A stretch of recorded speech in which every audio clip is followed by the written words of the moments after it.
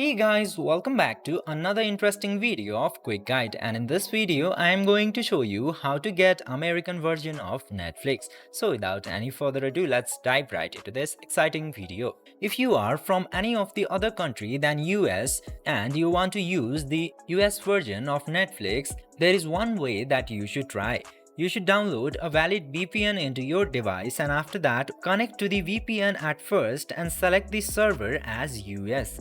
But before doing that, I recommend you to get the premium plan of any VPN, because the free plan might not always work for everyone. First of all, you have to connect to the VPN. Then after connecting to the VPN, open the Netflix, and after opening the Netflix, your Netflix will be opened as the US version of the Netflix. By following these very easy steps, you can easily use the Netflix US and watch the shows which are available at US. I hope this video was helpful for you. If yes, don't forget to like, share and subscribe to the channel to never miss another update. Thank you for watching the video.